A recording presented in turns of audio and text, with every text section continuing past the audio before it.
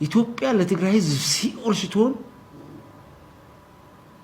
ይሄ ህዝብ እንደ ቢያፍራ መጥፋት አለበት ሲባል አሳውን ለማንጠፍ ባህሩን ማጥፋት ነው 95 ለ5 የሚሰቀጥጡ ማለት ነው።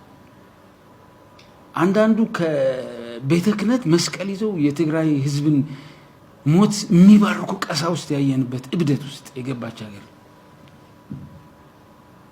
ስለዚህ እምነቱን የዘነጋ ቫልዩን የዘነጋ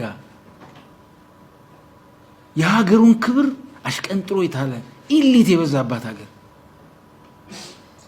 ትናንትና በትግራይ ህዝብ የሁሉ መከራና ሲቃ ሲመጣ እሱ ጋር ማይደርስ የመሰለው የትግራይና ህመሙ ያልሆነ ኢሊት ስለሰከረ ተራው ህዝብማ ምን ያድርግ? እኔ ህዝብ ሲያስተምረኝ እኮ ከኔ ይሻላል የተሻለ ለውጥ ያመጣልኛል ብሎ እኮ ነው የሚያስተምረኝ። እኔ ምሁር የተባልኩት ከፊት ለፊት ተገትሬ እብደት ከጀመረው ሌላው ቢያብድ ይገርማል እንዴ? ስለዚህ የኢትዮጵያ ኢሊት የኢትዮጵያ ቀሳውስት ለዚች ሀገር በአፍጢማ መደፋት ራሳቸውን ቆሞ መጠየቅ አለባቸው መጀመሪያ። ይሄን በማረጋችን ነው የአማራ ኢሊት ያ ሁሉ ሲጮህ ለአማራ ህዝብ ምንድነው ያተረፈለት?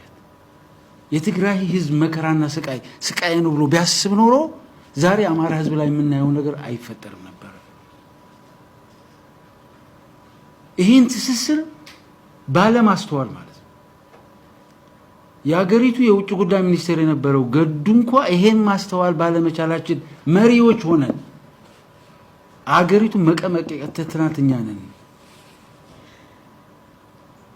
የትግራይ ህዝብ ትከሻ ላይ የዘነበ ማአት እኮ ማንም አይሸክመው። እግዚአብሔርኛ ጋር ሆኖ ነው እንጂ ኮኛ ጋር የደረሰ ነገር እንዴ በህይወት ቆመን መሄዳችን ራሱ አንዳንዴ ነው ይገርመኛል። ድሮን ወደ ትግራይ ስትመጣ ማርዘነብ እንዴት ዋለች እኮ ነበር የምንባለው።